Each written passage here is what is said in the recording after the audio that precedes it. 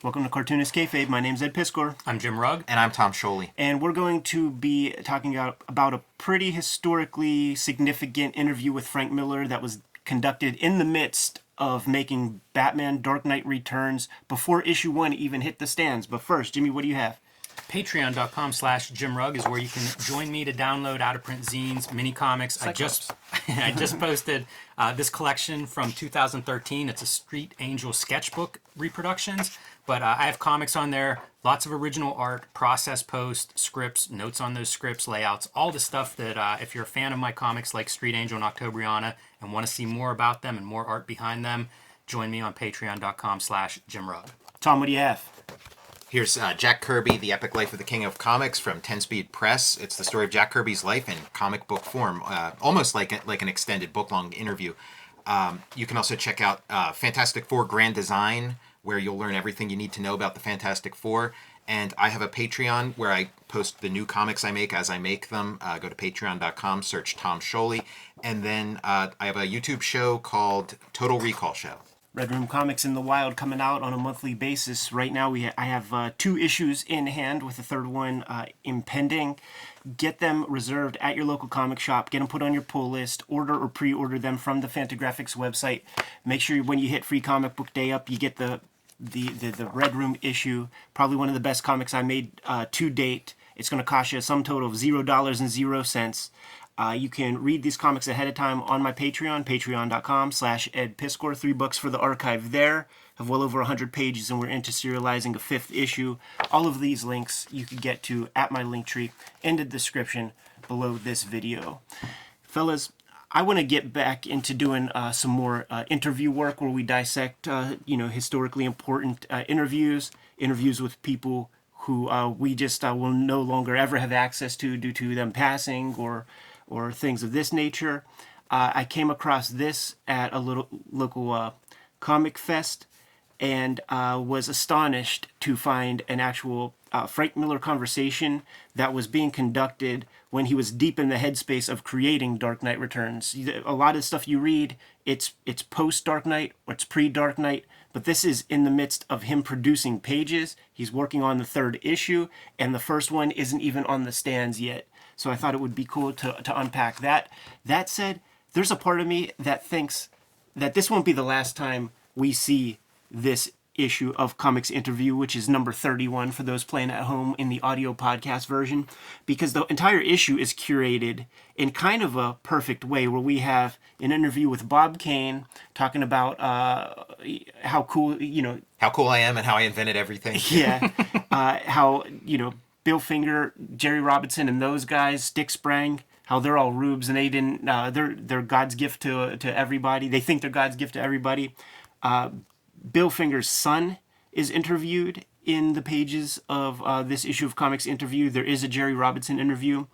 Frank Miller in the catbird seat, the guy we're focusing on today, is there to reap all the rewards with his Batman works, and to top it off, a little Burt Ward conversation. we might skip that one. Yeah, I was gonna say, I haven't read that one. if we crack this issue open again. George Rousseau. But off the bat, fellas, let's jump into that. Is a 2-page spread right there. Yeah. What a strong graphic that is. Almost a Sin City. So first note I have on this, the very first thing that we hear on, barely even the start of the interview, is Miller starts talking about he figures out the ending first for this story. Yes. And works backwards. It reminds me when we talked to Mark Miller, who had a similar approach in his writing process, and I think it's kind of telling. I remember Jeff Smith doing last rounds of Bone conversations, talking about the same thing too. There was a place I wanted to go. It was going to be about getting there. That was the kind of creative fun part for me after I solidified what that ending was going to be. Make sense? Yeah, I think it's interesting, and it's not something I see too many other writers or cartoonists talk about, especially with the nature of so much of comics history, whether it's comic strips and newspapers that, are hopefully created to go on forever, or comic book series that these big companies own, and they don't want to end Spider-Man ever. Right. So it's pretty interesting, and especially in the context of one of those characters that Batman will never stop being published by DC. Yet Miller figures out an ending to the Batman story and kind of works from that point. that's what set this sort of like graphic novel era, of like Dark Knight Returns and Watchmen and Mouse. That's what set it apart from comics as a whole, was just that these stories now have endings. They never had endings before. Now there's finally an ending. I think with a piece of work like this, it's going to take a big investment of time on Frank Miller's part. He is in a position where he could do basically anything. And DC, it sounds like they're selling him on working for them and like they're open minded. So Dick Giordano, Jeanette Kahn, let me tell you where I want to take this thing, and if you're fine with that, then maybe I could proceed and flesh it out more. You know what I mean? Like, let me tell you what the ending is. If you're okay with that, then I'm on board. I could keep working with you guys. Yeah, the editorial relationship that he describes in this interview is a positive one. Yes. Like whenever he has something that he thinks is radical and he doesn't expect Giordano to be on board, Giordano pushes him to go further with it. Well, it seems like they're not holding the sort of disappointing performance of Ronin against him. They're like, okay, that was an experimental thing. That was different. Now, Mr. Daredevil, give us your Batman. Jeanette Kahn comes from proper book publishing, and that's long before we knew the term, man. That's the long tail philosophy where a couple of books kind of prop everything up. In that business of real book publishing, there's an hour-long documentary about Frank Miller's work on Dark Knight Returns where they interviewed Jeanette Kahn and Denny O'Neil, the people who are available. Part of job as publisher in these bigger imprints, New York book publishing, the Big Five or whatever, is intended. You are supposed to write a certain amount of material off for experimentation, trying new things. R&D costs, we could call it in some other field. If you are not doing that, you're not progressing, you're not moving the medium, you're not potentially creating a future hit. And that is one of the pieces that she brought with her pitches to become publisher of DC Comics the time that she was in there. I have not seen that documentary, and now I'm desperate to go do that. That's fascinating because you think about like important parts of comics history. And that may be one of the most significant things in the last 50 years for comic books is this move towards graphic novels and perennials. And to think that it may be traceable back to Jeanette Kahn, like what a contribution that is. And I'm surprised this is not a widely known story. I'm learning about it for the first time here. Makes perfect sense once you say it, Ed. But holy shit, like you talk about influencers in American comics history. One of the biggest influences I can imagine, we would be out of business probably if they had not figured out the book market. Right. And it sounds like a lot of it would trace back to some of these moves that Janet Kahn was making in the 80s, which Jim Shooter was not. There weren't those types of moves coming out of Marvel at this time, despite Epic and some of the stuff they did that was maybe a little bit experimental. It was not aimed at, let's see what we can do about making this following a traditional book publishing model. Very fortuitous for DC Comics as well, because they were a Warner property even back then. So there was Warner Books, opened up the universe to like a wider kind of distribution. When she is putting the good foot forward to try to, expand this sort of this business of that she launched into. They needed that extra distribution. They needed more promotional material, more promotional money, and there were ads in Playboy magazine, like selling this thing hard. What do you think a full page ad in Playboy magazine cost back then? $20,000 in 1980s money? Whatever the most expensive full page ads were, they would have been coming out of magazines like Playboy. I mean, what were the other things like in those same issues of Playboy magazine? It's Rolex watch ads. Vodka. It's Cars. Luxury automobiles, and Dark Knight Returns, a coupon. That's really interesting. Because the other piece that connects to that is Peggy Burns, the current publisher of Drawn and Quarterly, was doing publicity for DC in that era. And it makes you think that's probably a Jeanette Kahn move, recognizing how publicity is handled by traditional publishers and then having a publicist on your payroll. Because Peggy Burns, you can find some of this stuff online, sent out like the press releases for Dark Knight. So, and when I was in high school, I would get the same issue of Rolling Stone out all the time, which was the Biff Bam Pow superhero comics aren't just for kids anymore. And it was Dark Knight was a major piece of that article. It was almost like the leading the charge of this new type of comics. Dark Knight was the front of that charge. And I have to imagine all those pieces connect. And maybe connect back to Janet Kahn. Wow. The language in this interview, it's proto language when compared to like where comics is now with a lot of things. Back in the early 80s, a graphic novel was like the Marvel graphic novels. Yeah, God right? Loves, Man Kills. Yeah, 64 pages, perfect bound, maybe magazine sized. The way that Frank Miller is describing this Batman story he's telling, it's 4 graphic novels. Right, yeah. But instead of doing the big magazine stuff, it's still going to be comic book size. The interviewer's asking, like, well, what kind of paper? Same as Ronin. So it's like, we don't, all that we have is this imagery here. Like, this interviewer wasn't able to go buy the stuff on the stands. Or maybe if he's working on issue 3, if you guys remember the Pittsburgh Comic Con, there would be like a DC table and it would have like a Xerox galley or something, galleys yeah. Of like all their forthcoming comics. Like maybe the guy had some access to that stuff. But there's not even much talk about Lynn Vorley's color here.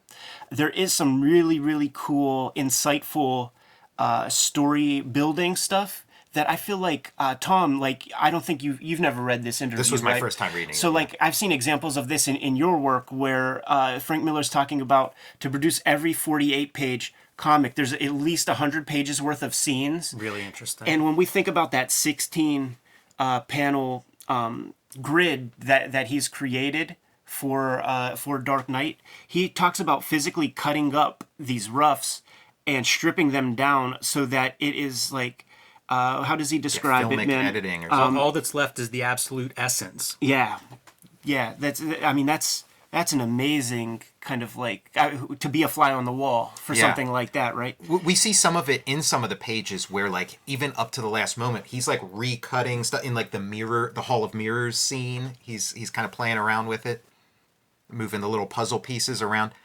and he's referencing all this stuff. We assumed he was basing it. He's talking about Bernie Getz. He's talking about Death Wish. Yes.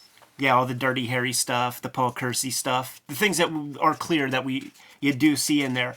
One thing that I also like about this interview is, and this is something that we've talked about a lot about, the creatives behind a piece of work that kind of like push the medium forward, but perhaps they don't have the vocabulary to take it to, the Thomas Pynchon place or something. This Frank Miller comes off very thoughtful. We leave out the part where maybe they don't give a fuck about taking it to the Thomas Pynchon place. Maybe they're interested in doing a more populist piece of work and actually paying their rent or buying their house or taking care of their mama. Well, I would imagine if Ronin had gone differently, he would just be working exclusively in original properties. It was just kind of like, whoops, let me go to like a safe spot. And even in this interview, he talks about this probably going to be his final superhero story. This is like his last word on superheroes, and then, he's done. Yeah, the Ronin conversation is pretty fun because it's, this ain't Gary Groth interviewing this guy. It's his brother-in-law or something, right? Like, No, it's he got to Frank Miller through Frank Miller's brother. This guy, Like somebody knew this guy knew was Right. friends with Steve Miller or was married to Steve Miller or something. Yeah. Right.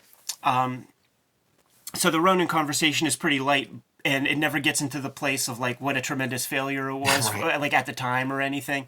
But Frank, even to this day or in future interviews, he always describes it as like just a great school of cartooning. He learned so much while constructing Ronin. Yeah, and I mean, I only learned about that stuff after that. I never knew any of that. To me, it's like Frank Miller's Ronin, a masterpiece, great, and then you start digging, and you're like, oh, I guess it wasn't a hit when it came out. genius ad placement. Yeah. Not sure who's responsible for getting this so perfect, but Frank Miller talking about Will Eisner when you're selling Will Eisner. Is there a better spot that is a better piece of real estate? Playboy ad wouldn't be as good as this. And shouts to Dennis Kitchen, man, for like seeing the Wonder Kid that Frank Miller is, and just using a million of his quotes to try to sell people on Will Eisner. Frankly, it makes sense, man, because as a little kid, you discover Spirit late. Mm-hmm. You don't know anything about Spirit. You just want to fuck with Spider-Man and Batman and shit. Like, Spirit, what are you talking about? There are significant pieces of the comic that sort of get into Miller's characterization of various people. You know, Superman, the Carrie Kelly character, and it's fun hearing about like his kind of thoughtful approach when building these various characters. You could tell that he's in that creative mode where he's fully immersed, because he does call like Superman Clark. It's not like when I'm working on the Superman character or something. He's like, yeah, you know, when I'm writing Clark, blah blah blah blah blah. Yeah, he's definitely all in. Yeah. He rejects an idea about making these characters relatable. Like he's trying to re-elevate the superhero into something that's special and other and sort of symbolic, rather than, again, relatable is the word that he uses. Kind of interesting, but at some point he also says something about Batman being, you know, he's either psychotic or a hero. And that's one of those things that I think I just am on the other side of the fence with everybody, in that, like, you don't dress up a 13-year-old almost naked, basically in a bathing suit, and then throw them off buildings and commit felonies with them and not be psychotic. Yeah. And I don't think it's a bad thing. I like Dark Knight. I like a lot of Frank Miller's work. But to interpret this character as anything else, to me, is... I would have trouble defending that in a debate. I do think that is a piece of salesmanship in the interview. I just can't believe that he really believes that with like a lot of the other stuff that he's saying in there. But he's in the midst of working on this thing, and he wants to see it through. And Dick Giordano's going to read this. You know, because I do think the stuff he's describing about the superhero and elevating it above human, you know, that there's a lot that he's trying to do. And so I can see how that's a difficult thing to have all of your ideas fit together and tie up neatly. Yeah, sure. I mean, just there's a good piece of this that's him trying to figure out how Superman can exist in a world where a Batman exists, because they're two sort of opposing forces. Like a Superman couldn't exist in a world where a Batman exists, and vice versa. And yeah, initially there was going to be no Superman in this. And then he figured out a way to fit, and where Superman makes a ton of sense. And then he kind of falls in love with the Superman that he brings into this. And then from this point onward, you can't do a Batman story, or you can't do a Superman story without Batman showing up. You can't do a Batman story without Superman showing up. Like you know, where some of them probably would be better served without the other. But this kind of establishes that precedence that you got to have them, and they got to be like oppositional. They're not best friends. When they mention the Apollonian nature and the Dionysian of Batman. That stuff jumps into my mind. I immediately think of like the Authority, where Apollo and Dionysus, or whatever the other guy. You literally have a guy with a sun on his chest. Yeah. He also criticizes Spielberg and Lucas about, you know, taking adventure fiction and making it juvenile. It's kind of an interesting... He spends a lot of time on this idea of how all of these stories are just... They're so aimed at young consumers, and you miss all this other stuff. Like, romance has been completely stripped. And when he's talking about romance, it's not Batman and his girlfriend, but it's this romantic notion, you know, as part of your storytelling and part of your arc of characterizations.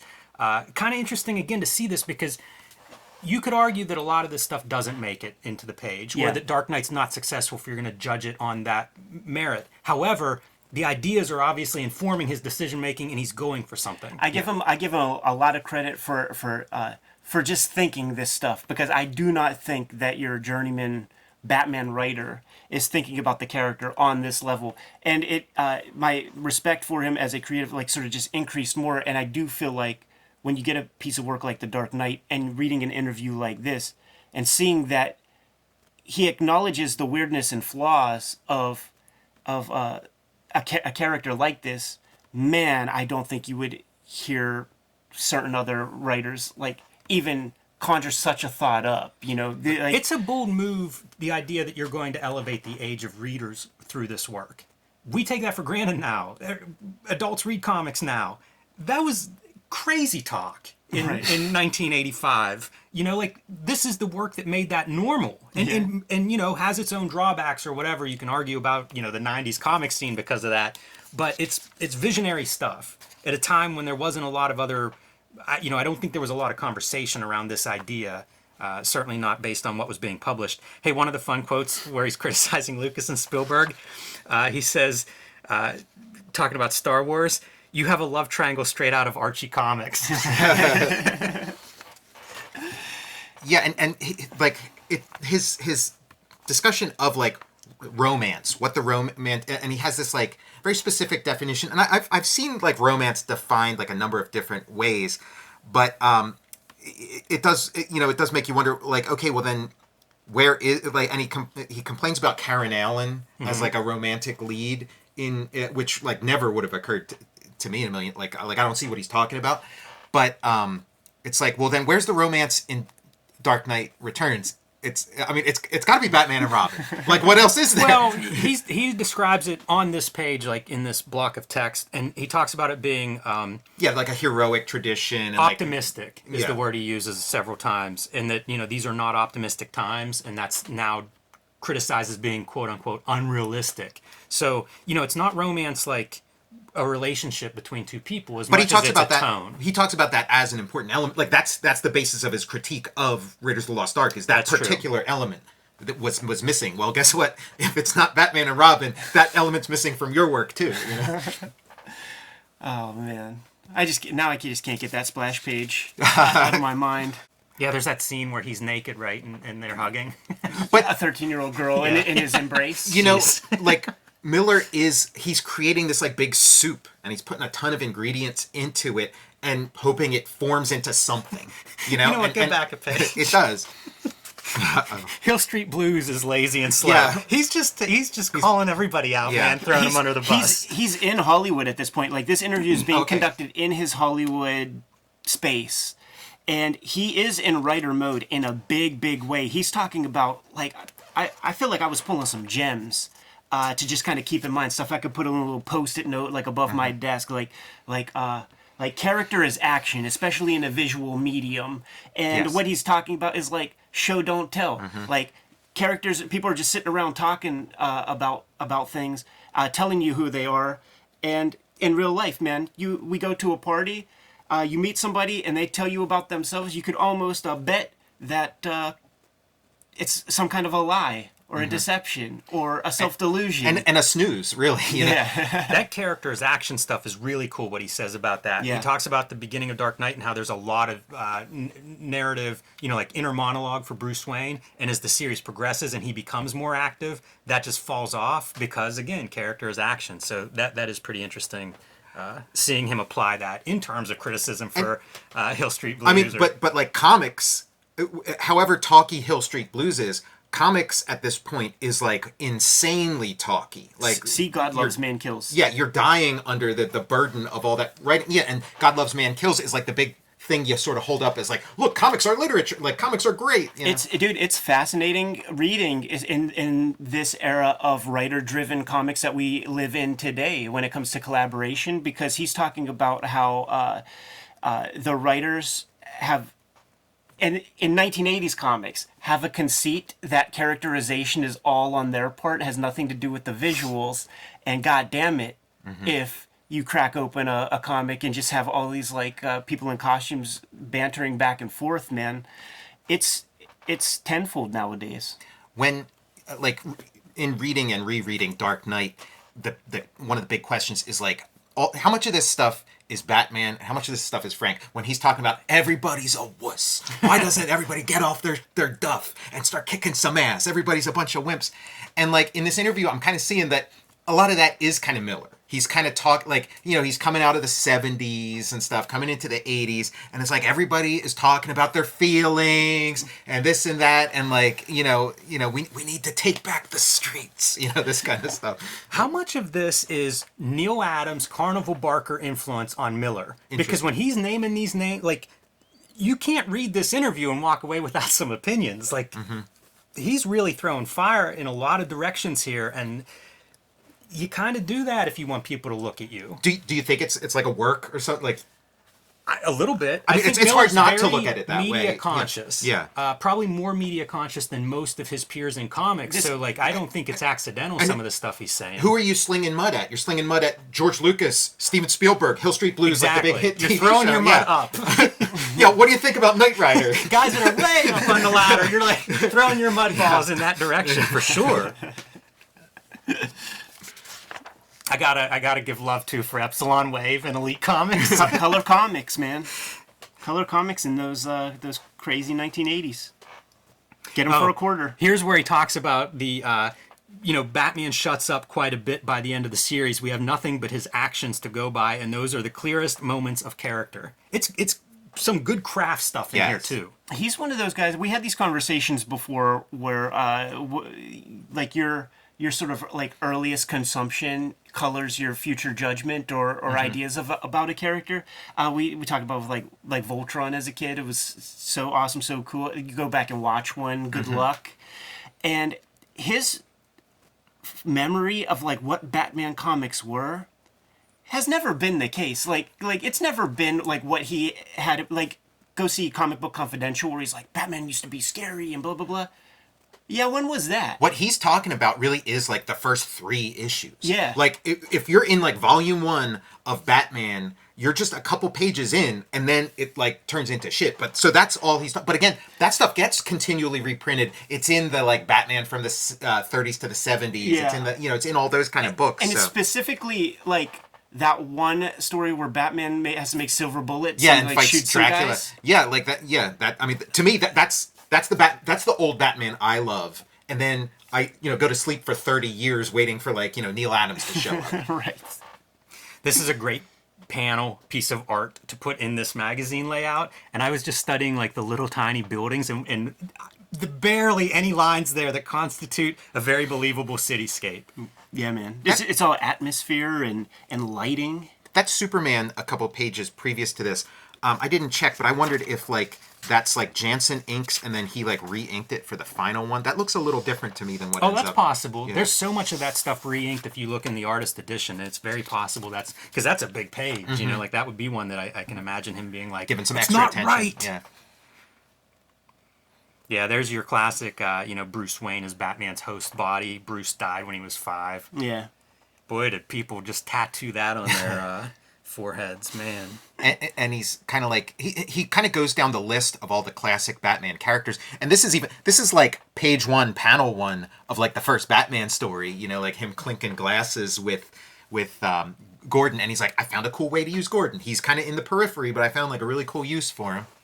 And that he's like Batman's enabler, like all stuff that like you read the story and it kind of comes out organically, but like these are specific thoughts in his mind that he's trying to communicate. Yeah, the hero who acts like a villain. In Christian terms, Batman commits evil to fight evil. It's fun stuff. Religion, big ideas. Never too far from Nope. Miller's mind. Yeah, he talks about Daredevil being a vigilante and a lawyer is very Catholic. He has to be Catholic. Yeah. I've seen that image in context with color and stuff, but like, man, so striking, very Sin City. And Yeah, it's remarkable what is in here and what is not, because like I said, no mention of Lynn Varley. Like she's such a sales mechanism to me for that story. Like she's something that comes up in conversation so much when you read it. Who knows if she turned in page 1 of the color, because I feel like if I would have gotten those results on something I worked on, I'd be screaming about it from the mountaintops. Maybe they didn't even decide on a colorist at this point. I mean, like, who knows what, Lynn's name is mentioned. Okay. Not as colorist, but just in conversations that Miller has.